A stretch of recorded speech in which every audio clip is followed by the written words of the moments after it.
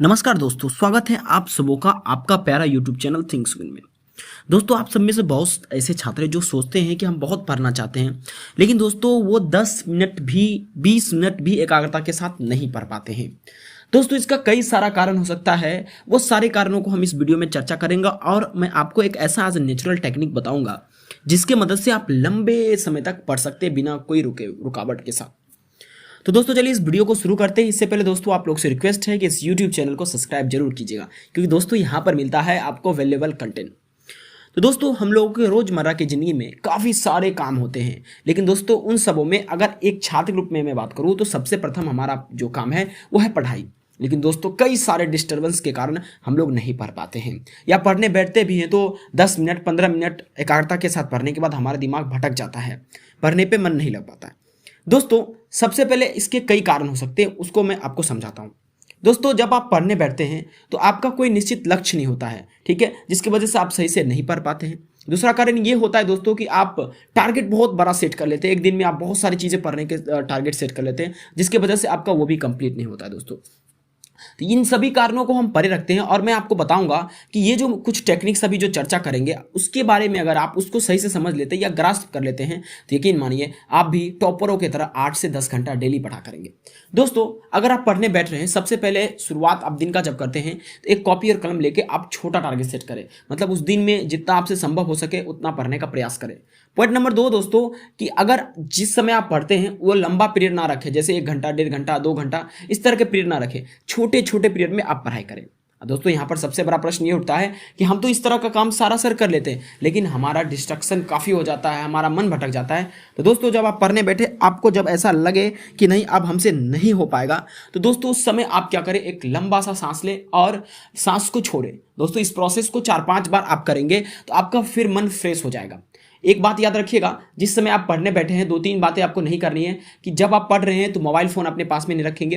अगर आप मोबाइल से स्टडी कर रहे हैं तो उस समय आपको ध्यान रखना है कि कोई और साइट नहीं खुला होना चाहिए, और बाकी सारे एक्टिविटी को आप क्या करें, डोंट डिस्टर्ब मोड में लगा दें। दोस्तों एक लंबा सांस खींचने के बाद और एक लंबा सांस छोड़ने के बाद दोस्तों क्या करेंगे, आपको इस चीज़ में एकाग्रता होगा और आप एकाग्र के साथ पढ़ सकेंगे। जब जब आपको ऐसा लगेगा तो आप यही काम करेंगे। पॉइंट नंबर 2 दोस्तों, जब आप पढ़ने बैठते हैं तो बेड पे बैठ कर ना पढ़ें। जी हाँ दोस्तों, बेड पर बैठ के ना करें, पढ़े आप स्टडी टेबल पे बैठ के पढ़ें।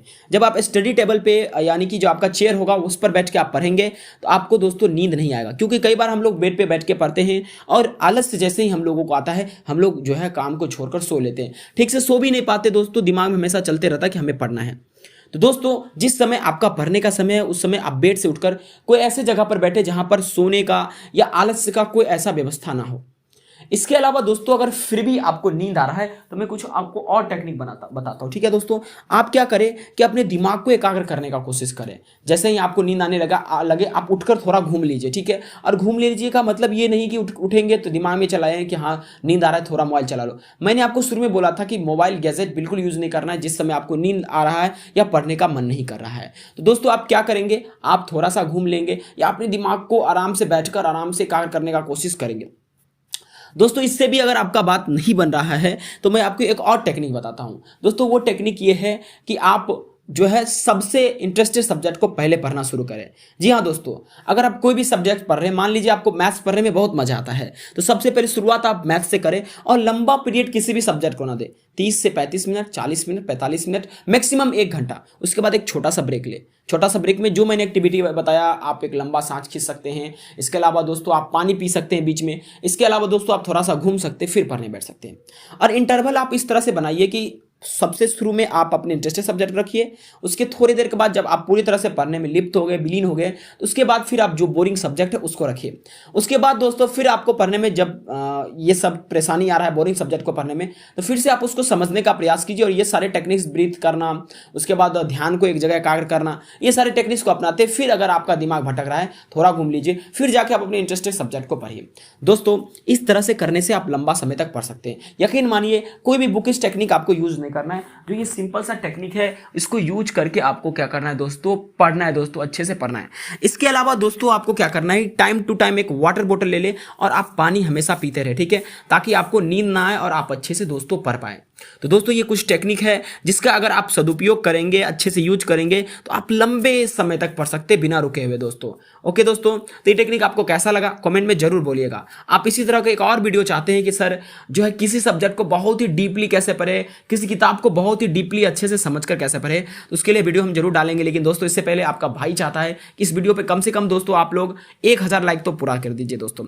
Thank you very much for watching this video. मिलते हैं अगले वीडियो में इसी और बेहतरीन वीडियो के साथ। Thank you.